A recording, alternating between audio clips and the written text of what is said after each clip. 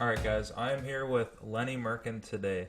For those of you guys that don't have Instagram, Instagram can be kind of a weird place, and Lenny pretty much took a sloth and named it Sebby and took it around the world. And there's videos of tons of amazing wrestlers like Sajalayev, guys on those caliber, hanging out with Sebby. So we're kind of gonna go over the story of how Sebby the Sloth came to be.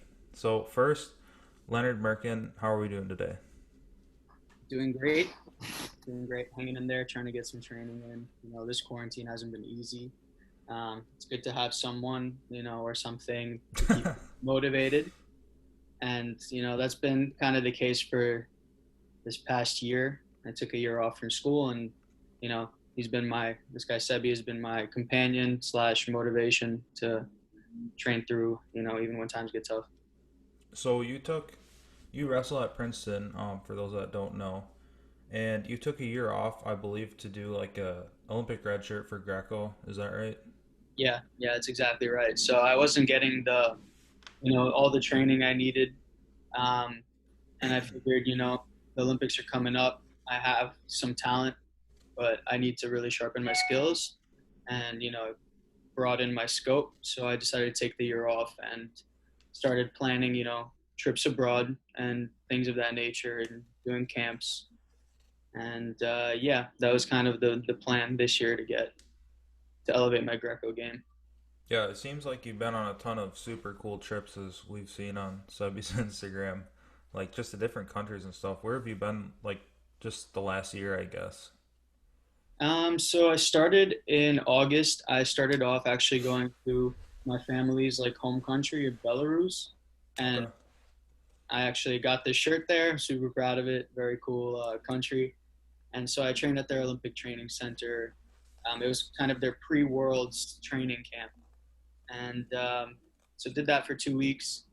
And unknowingly, I had booked my ticket, like a week after Worlds, so there wasn't going to be anybody in Belarus for me to train with that week. So I quickly realized, hey, I need to like change my ticket and go somewhere else.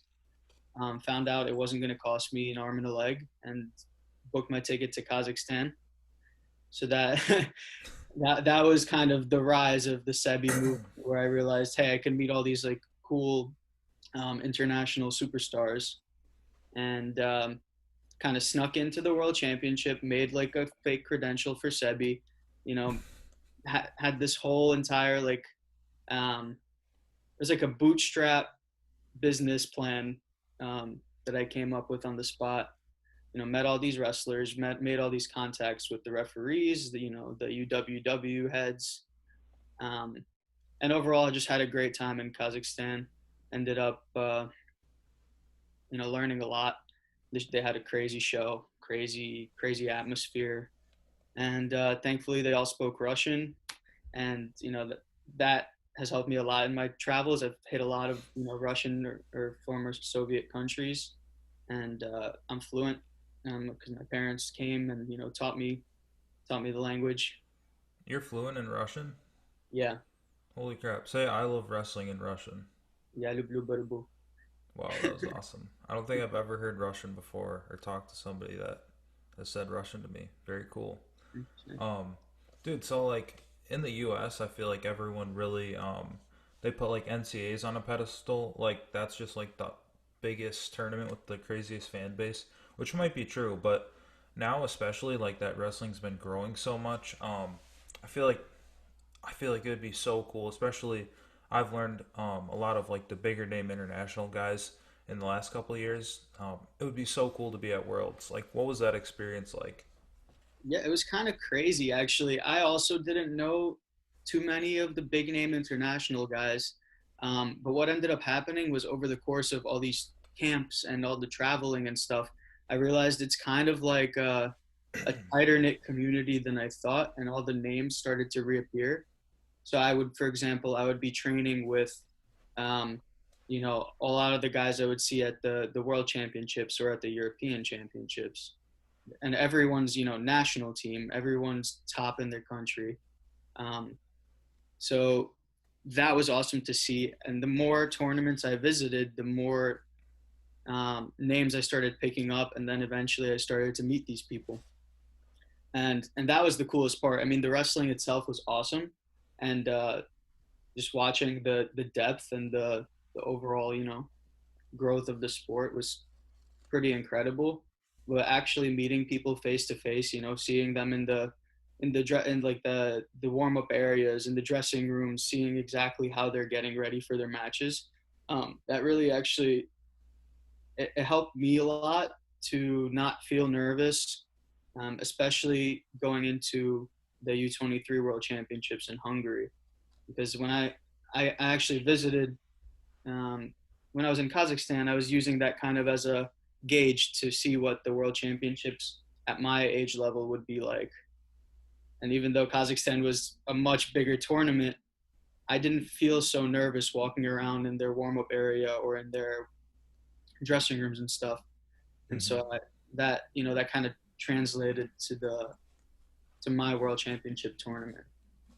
For me, like just talking to all these guys that I've seen on TV and have done like crazy cool things. You know, a lot of them are Division One All Americans, World Team members. I mean, it's just like at first I was really nervous, I guess, just because like, I mean, these are people I've seen on TV before and like, I've talked about with my friends and that kind of stuff. My my fellow wrestling fans, but like, did you have an experience like that when you first started meeting some of those like worldwide wrestling stars where it's just like, holy shit, like this is crazy. Yeah, actually, I mean that for the most part that was me in the U.S. Whenever I would meet some our U.S. freestylers, top level freestylers, I was always like, wow, like these are people I idolize because we hear their names so frequently, but rarely get to see them. And when you actually talk to them, they're all super cool and very normal. And um, and I had a reason to go talk to them, even though I might have been some stranger, some random Greco-Roman, you know, either training partner or just whoever I was. I didn't feel like I was at the level, at their level to talk to them. But once I talked to several of them, I started getting comfortable in that zone, and I think that even elevated my own, not just confidence, but like level of kind of where I see myself in the wrestling world. So I kind of jumped levels just from being in a different circle of people, if that makes Hmm. sense. Definitely. So I guess like also when you're at the World Championships in Kazakhstan, isn't that kind of when Sebby the Sloth came to be? Yeah, I mean I think that's when people started recognizing that this wasn't a joke. I had people in the arena pull me aside, and they're like, "Hey, I saw you on Instagram. You're Sebby, right?" Like in their broken English. I'd be going to the bathroom with Sebby strapped to my backpack, and people would like yank on him, say, "Hey, like let me get a picture. Like I know who you are." And I'm Okay, like, wait. Sorry. We got to start from the very beginning. "All right, yeah, we So, can." like, what made you want to just make the account in the first place? So it's actually a super funny story. I live in a pretty historic like amusement park area. I live in Coney Island, and we have this awesome amusement park. And every summer, um, kind of I'm just roaming the streets here or running on the boardwalk trying to get conditioning in. But this past summer, I was working. I had an internship at Princeton, and so I didn't get to visit as much. I didn't get to come home as much as I wanted to. And when I did come home, I would bring some friends with me, and we'd go hang out at this amusement park, play these games, whatever, ride some roller coasters. And so one weekend, I brought like three or four friends with me, and I was like, "Hey, watch this! Like, I don't." There's this archery game, and I was like, for some reason, I really like archery. And usually it's like a scam, you'll give them like $5. They'll give you three arrows, and you got to hit a target like this big. And it's like you're never gonna get that. And the toys are insane. And um, but I was like, hey, just for some reason I was so confident. I was like, hey guys, watch this. And so I was like, lady, give me three arrows. Like line the first shot up, completely like, I mean not completely, but I missed the center. Then I was like, all right, I kind of know how this bow and arrow thing works. And the second shot, bam, dead center. third shot, bam, hit it again, like Robin Hooded it. That's when I knew I was like, this is gonna be a story. And I saw, the sloth. I asked my friends, I was like, should I get him? They're like, yeah, get him, whatever.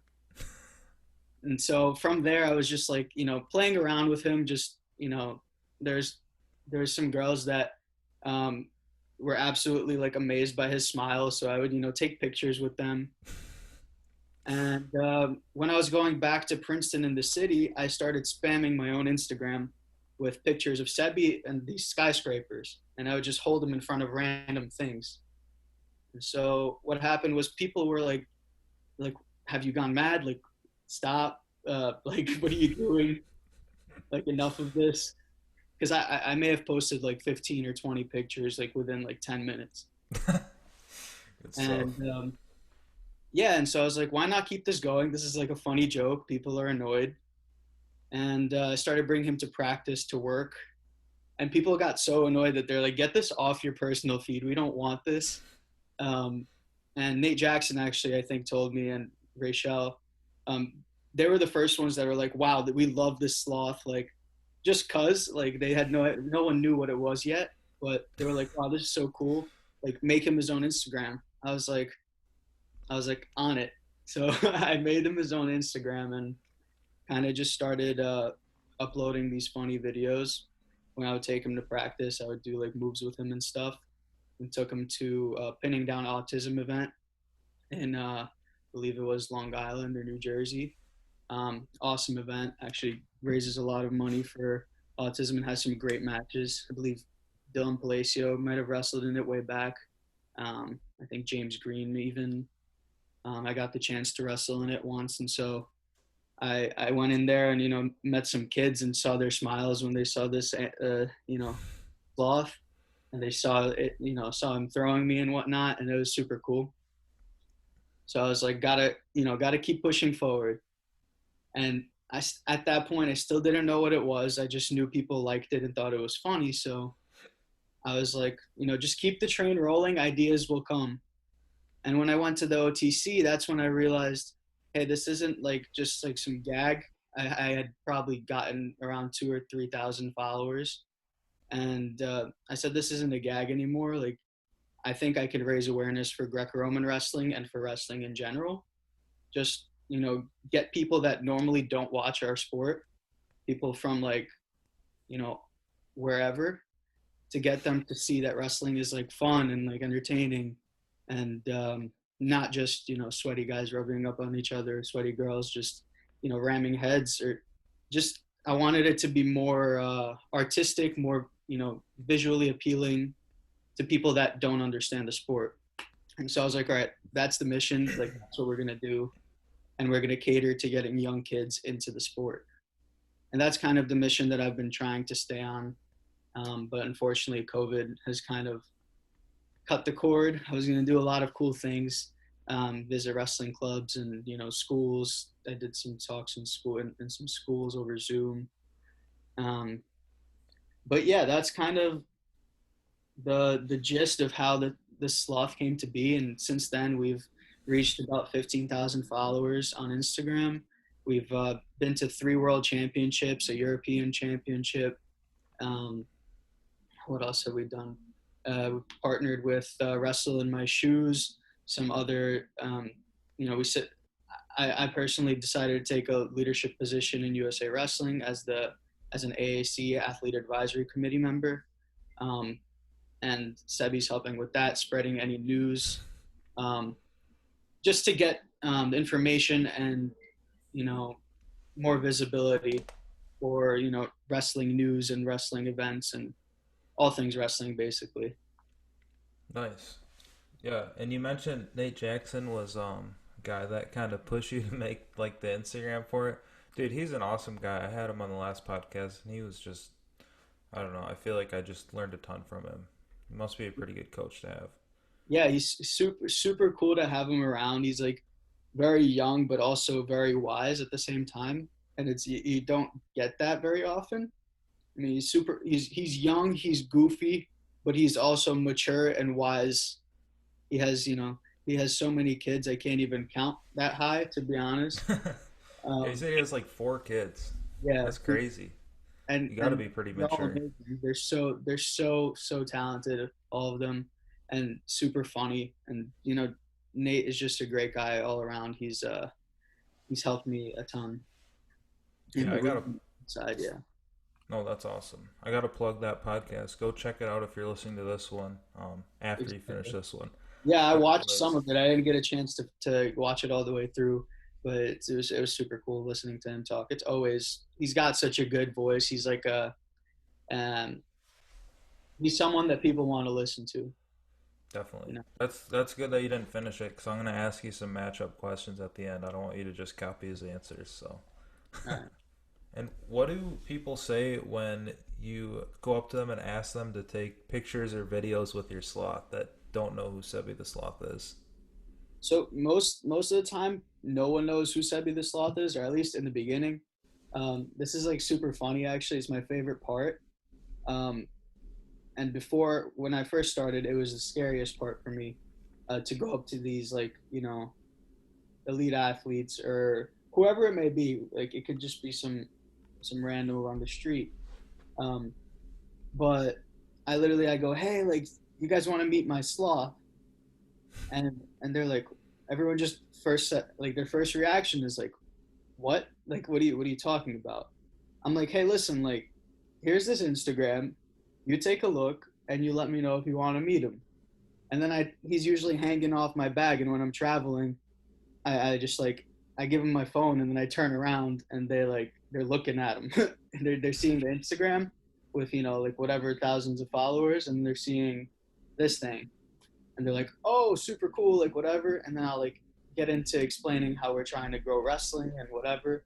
And at that point, like they're in. Like it's like fishing. It really is like fishing. I like throw in the bait, and then I'm like like tugging on the line, and eventually just the second I say, hey, yeah, like the second I show them and they see this thing, they're like, wow, this is so weird but so cool, and you've been to all these places. They're like, I'm in.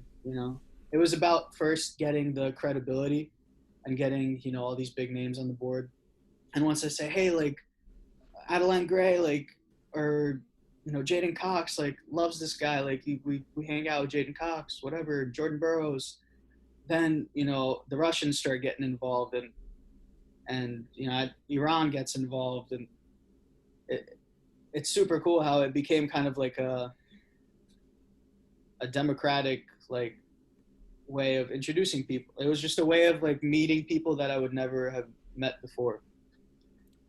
So even like I think Russia interviewed me and Sebi. They were like they put out an article saying, "Look who we found at this like European Championships." There's this sloth that's been coming to all these UWW events, and we see him constantly, and he's here, and he wants to be the mascot for UWW. Like basically, that was that whole article. Also, for the people that are listening, okay, what is the mural that you have behind you right now? You got to Uh, show it to the people. this is Sebi's dream girl.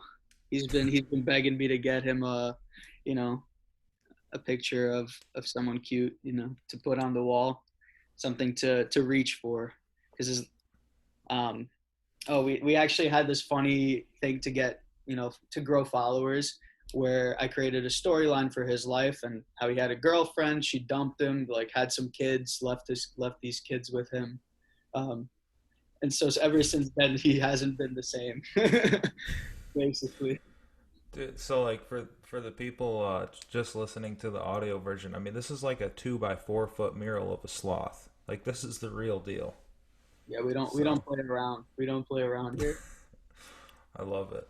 So I kind of want to know, like, dude, I feel I can't really think of the names. I should have written this down, but like so many people have done throws on Sebi. So pretty much people take Sebi and like hit like an arm spin on him. Or sorry, Sebi hits an arm spin on There them. you go. There you go. Excuse me. Usually, if you're But lucky, like, you get to do an arm spin on Sebi. Or if you're very, if we have some special connection, or if Sebi and them have some special connection, then they get to hit a move on Sebi.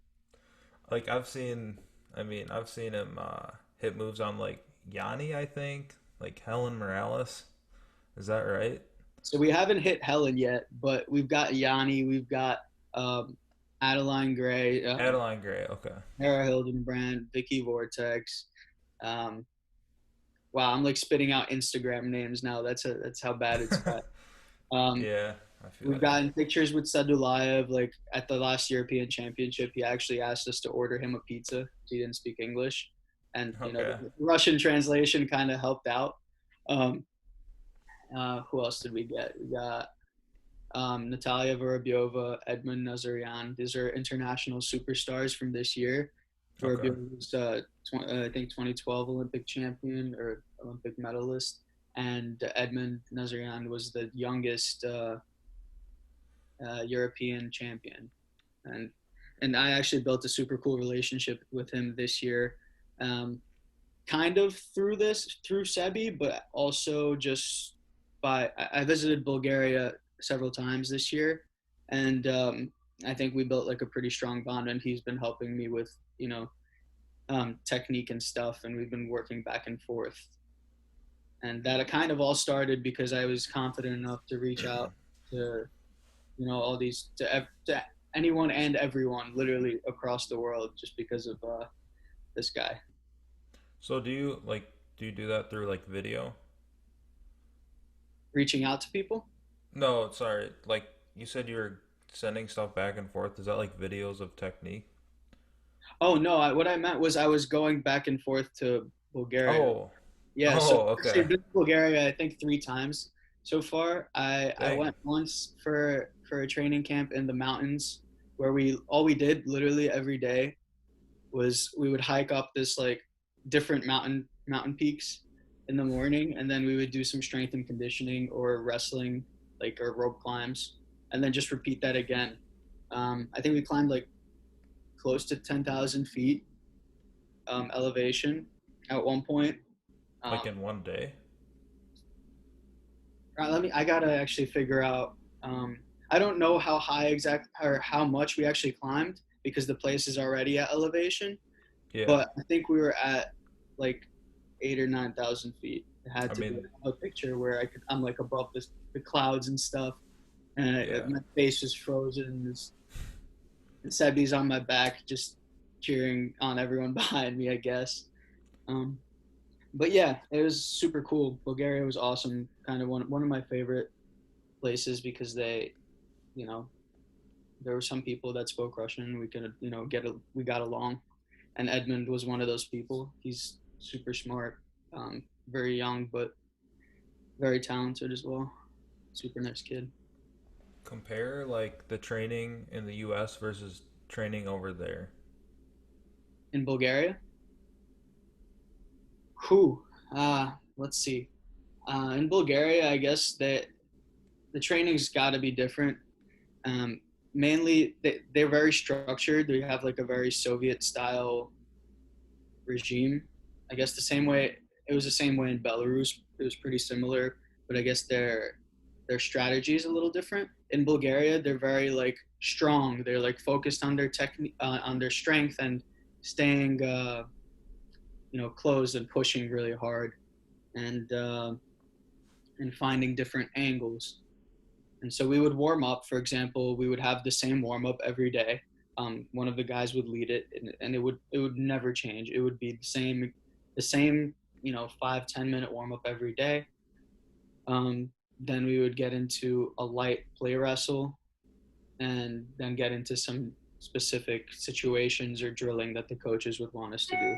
And that was pretty much that's what it was in Bulgaria. I mean, in the U.S. I don't get to train Greco in a program, so all I do is play wrestle, and I just get in the room, warm up, and grab whoever I can, and then just move around, try to figure out situations, um, drill certain lifts and stuff at the end. But that's the extent of my training here when I'm not in a camp.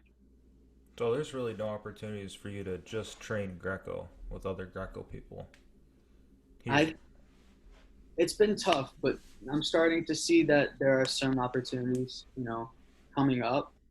I guess in my near future, I don't know exactly what I want to do yet, but I I do want to graduate next year, and from there start figuring out if I can get into some sort of Greco, either RTC or get into a good group where there's a lot of people pushing me, whether it be the Marines, Army, or an RTC. I'm still up in the air, but I do have a good workout partner at Princeton. His name is Mustafa. He's nicknamed Tiger. Super, he's a 60 kilo guy, 63 kilo guy from Egypt, and he's pretty much been the only one I've been training with the past 2 3 years. I'd like to say when I'm training, that's who I'm training with, and he's been hugely helpful in getting me, where I am, despite the limited, I guess, he would coach me and wrestle with me at the same time, which is not easy. Is It's he definitely like easy. is he like on staff, or is he like kind of a part of the RTC? So he's not necessarily on staff. He's kind of like a just a guy that I call in, but he'll volunteer his time to help literally everyone whenever there's RTC practice. He'll go around and people gather around him because he knows so much Greco technique. Um, and he'll show moves and stuff when he's not wrestling with me. And when he's training with me, it's pretty much solely focused on getting me ready for whatever I need. That's awesome. Yeah. Do you ever wish you went to like I just know off the top of my head like the Northern Michigan program, like they're strictly Greco. Yeah. Like, do you wish you did stuff like that, or would you want to go train somewhere like that in the future? Or is it like too late at this point? Then of course I wish that I could train Greco full time, but the education I'm getting is second to none, you know. Yeah, And I owe it to fair my parents. enough. I owe it to my parents to get a good degree, at least get a good degree, and then you know then see what happens with my life. Because they immigrated here from Russia and Belarus, and they had nothing, and they got me to you know a spot where I could choose between Princeton or all these other schools. And yeah, I figured I need to get the best degree possible, finish that off, and then I could potentially continue wrestling down the line when I'm a little bit more mature, have some more strength, more technique, and things like that. But I was considering Northern Michigan, um, super heavily, but my coach from the New York Athletic Club said no. Like he's also an immigrant from Romania, and he goes, no, like he's like my second father. This guy, Coach Nick Katana, he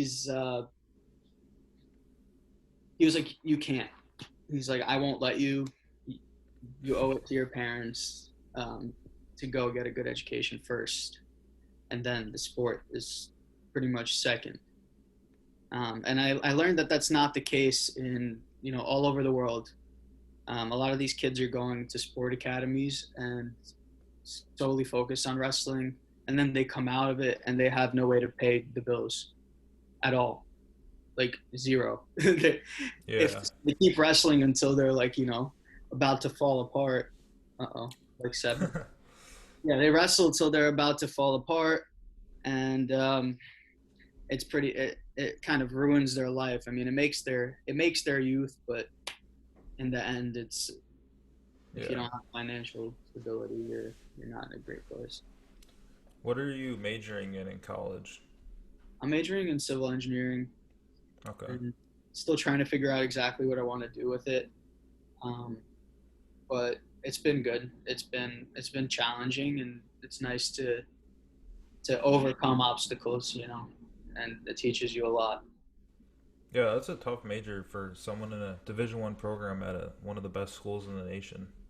Yeah, I mean, the other two guys in my major are Matt Kolodzik and Pat Brucky. So Oh, there's really? yeah, so a lot of our really tough guys are putting up a serious workload as well. Um, Not saying other majors aren't difficult, but engineering in itself has a lot more classes and a lot more math and science requirements. But a lot of our toughest guys in the Princeton room are are engineers. That makes sense because, like, if you can do all this stuff, I mean, be like one of the top wrestlers in the world and or not in the world, in the nation, maybe the world, be at an Ivy League school and have a major like that, it shows that like you can learn wrestling, you know. Yeah. So It that's also cool. shows you can put in hours, put in the work. Yeah, no, I'm sure. That's the biggest thing. I mean, it's not that it's that difficult. It's just very time consuming. So I heard like for Ivy League schools to do a red shirt, you can't be enrolled in the school. Is that true? Yeah. So when I took this year off, I had to completely just stop my education, and basically I did what the foreigners do. I didn't focus on school, and I I did that for 1 year, and I think I jumped levels in my Greco. So I mean, yeah, I feel like American wrestlers are a bit disadvantaged in terms of, at least in Greco for their wrestling abilities, but the hard work and this work ethic and this grind mentality teaches that we learned in school. It teaches you a lot, and the mind is a pretty powerful thing. So that, we win from that, I feel like most of the time. Just from like following you on Instagram and stuff, I see like as I mentioned earlier, you've been to tons of places. I mean, just like looking back at the last year and all the stuff you've done and people you've met, the places you've been to, like how do you reflect on that and like what is it like going through a year of stuff like that, very unordinary versus compared to like just a year in college. I mean, it's looking back on it, I can't believe I did it. Um, I I think I spent maybe a month a month at home out of like 7 or 8 months of traveling. So I'd get home, stay a couple of days and then get ready to, or like a week or two and get ready to head out somewhere else. I think it taught me a lot about being independent, being, happy with who you are. It taught me to, open my eyes and see that we have it really, really good here. A lot of countries are a lot more, torn apart and just harder to live in. I mean, despite all this, the crazy stuff going on, this coronavirus and, the social justice movements, we still have food to eat. We have, you know, most of us are lucky enough to have a roof over our heads, and we take a lot of things for granted. We buy a lot of stuff that we don't need. That was the that was the biggest takeaway, I think, that, that we all have a lot of stuff that we don't need, because I lived out of my suitcase for so long, and I'm still living out of my suitcase. Actually, I haven't. I mean, I have some more stuff in my closet at home, and I'd like to get rid of it, but I can show you. I have my suitcase. It's kind of a little bit messy, but that's literally what I've been living out of Wow. since I got back 3 months ago or 2 months ago.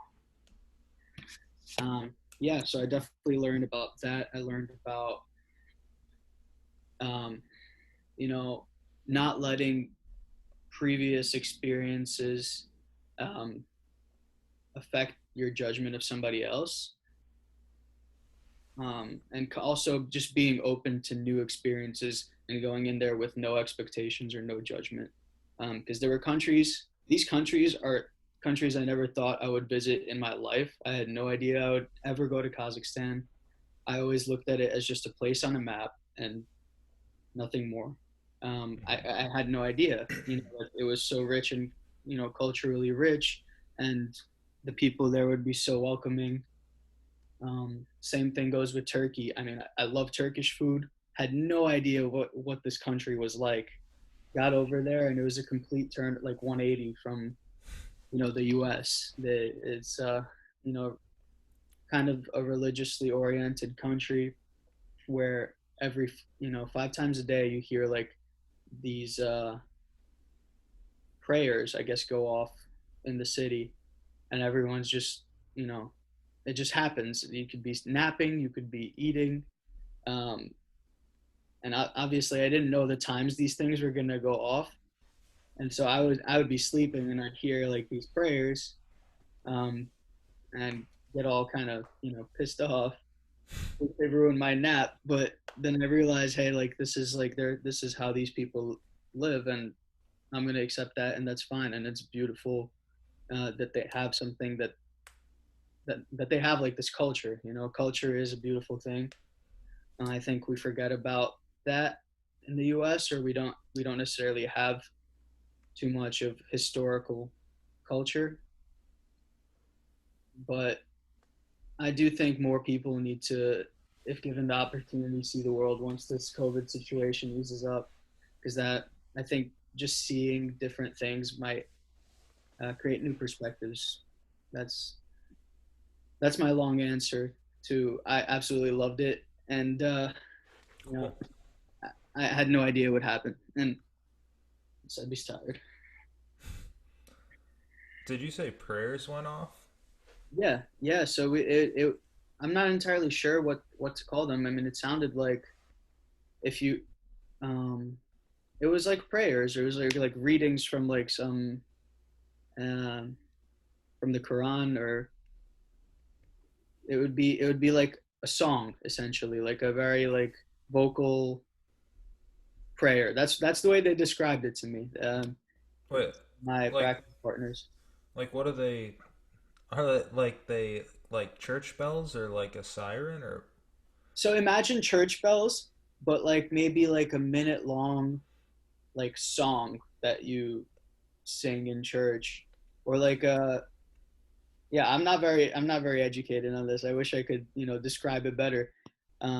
But it's like it's a calling to God essentially. That's what they were saying.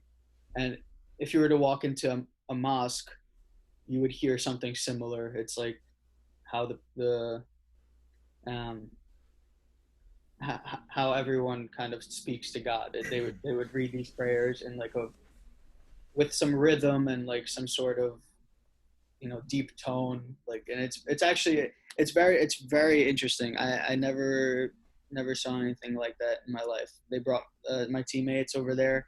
They brought me into a mosque to go sit with them and watch how how people prayed.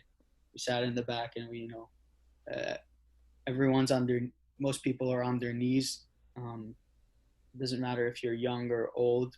I mean, obviously the very old they would sit or whatever, but pretty much everyone who's able would take off their shoes, put them in this little stand, and you would go and you would sit and you, if you knew how to pray, you would pray. If you're someone like me who's just there to look, you'd respectfully observe and look around and everything's super beautiful.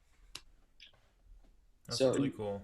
yeah, I had no idea that things like that actually. I mean, I've seen pictures obviously, but pictures can't do it justice. These things, certain mosques are huge. They're massive, and they're super decorated. So if you compare it to just a nice, like a church or Catholic church, um, except obviously with different beliefs or you know things like that. Yeah, yeah. I'm very interested in the travel just because I like my family went to Europe when I was in like third grade or something. And I was just old enough to like remember it was super cool, but obviously now I'd have a much different appreciation for it. Yeah. And then you wrestle for so long. I never trained overseas, so I just didn't really go overseas. But man, that would be so cool to do now. What's the most beautiful country you've been to besides the U.S. If that was your first? Beautiful country. Wow, I gotta kind of flick back at the images of everything I saw. I mean, the most futuristic, strange one was Kazakhstan. It looked like you were in a sci-fi film. That's for sure. Really? Yeah, Not Borat? definitely not Borat. Definitely not Borat. But yeah, so they had built up the city Nur-Sultan in like the past 20 years. So they leveled it completely, and then they started rebuilding it. And in the 20 years, it it's straight desert for the most part, but and plains and stuff. So there's not much around. But they basically built a futuristic city in 20 years. It just looks fake. It's crazy. Huh. Um, but I was in Georgia in the mountain region, and I want to say that was very nice. I mean, there's a very rustic atmosphere. There's grapes growing. There's like um, all this nature, and cows running in the street. It's a rustic kind of beauty. Then in Italy was like I went to Italy for the European Championships, and that was like a touristy place. Very, I think it would have been more beautiful with less people there. I mean, everything I saw was unbelievable. Let's see, Bulgaria's mountains were absolutely breathtaking. Being there in like between two mountains in this like snow in the snowstorm or whatever, like that was, I think that was the coolest moment for me, and the kind of the best view. It was on top of the mountain in Bulgaria. If you have 3 seconds to choose, you can pick any country you've been to, and you have to live there for the rest of your life, and it can't be the U.S. Where would you choose? Mm. Three, two, one. You gotta go now. I can't. I can't. I can't choose. Do I have money? Um, Is money not an issue? you can okay. In this hypothetical, you know every language, so that's not an issue. Uh-huh. And oh man, money is not an issue. Money is not an issue. Interesting. I would. I think I would live in. You just Oh gotta man, pick one. I know it's very hard. It actually is very hard. Denmark was really really nice. I have to say, if but everything's super expensive, and I didn't get to see much nature, but I figured Denmark would be like a really cool place to live if I have a lot of money. Okay, fair Yeah, enough. yeah. It's very hard. I'm very indecisive as is, and also I loved every one of those countries for different reasons. So it's like I don't know what the right reasons would be to live somewhere. Yeah. That's that's very. No, I'm sorry for taking like 40 seconds. that's fair enough. So, it's starting to get kind of long. So let's get these matchups in. So, you pretty much, I'll say two or three guys, and you just gotta say who would come out on top and why. So, you ready for this? All right. All right, and then you can give Sebby an answer if Sebby can answer if He he can wants to whisper. or He not. can whisper to me what he's thinking. All right. So the first one is Cox versus Schneider. Sebby is whispering. All right. We like Cox. We're Nice. gonna go with Cox. Yeah, we had a pretty good relationship with Jaden and watched him train, and we get along. So not necessarily wrestling ability wise. Not it's a toss up either way. Um, but Cox is our guy. Okay. This one's coming up on like June 28th on the Fight TV thing. So we got Jo versus Nolf.